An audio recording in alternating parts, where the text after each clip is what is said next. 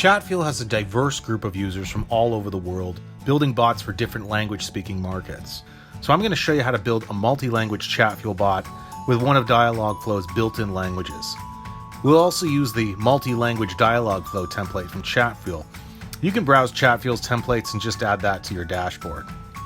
The first thing you'll want to do is create a Dialogflow account and then create a Dialogflow agent. You just need to give your agent a name and save it. Add languages you want to include in your Chatfuel experience.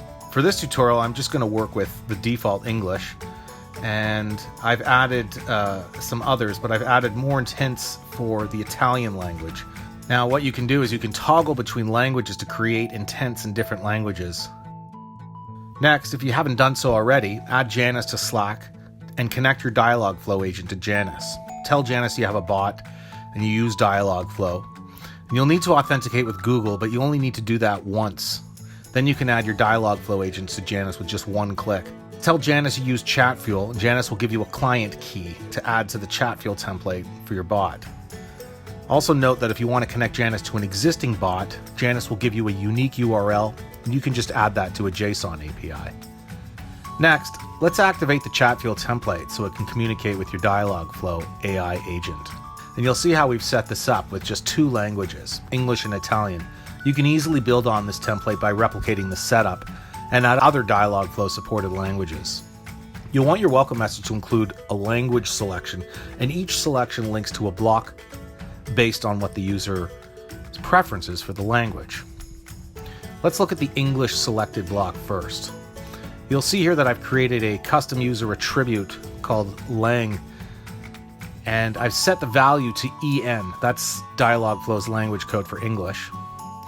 I've also added a text card to respond to the user that they've selected English. Any incoming message sent to Dialogflow will respond with English responses.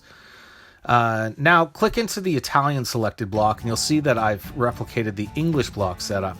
Only here, the value for the lang user attribute has been set to IT. That's Dialogflow's language code for Italian. Now, click on the default answer block.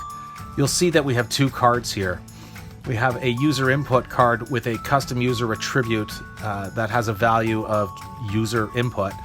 And this will pass everything the user says to Dialogflow. Below that, we have a go-to block card, and that redirects to the Janice block. So now let's take a look at the Janice block. And here's where you'll want to paste in that client key that Janice gave you for the template. Finally, in this JSON API card, you'll see the following user attributes. Messenger user ID, and that will let Janice know who to deliver your Dialogflow messages to. The user input, that's that user attribute we created, and that will send everything the user says to Dialogflow. And the lang user attribute, which captures the user's language preference, and Janice will tell Dialogflow which language to respond with. Okay, so let's click Get Started. And you'll see that we have our two languages here. I'm going to click English, and you'll see that we get the English selected block message.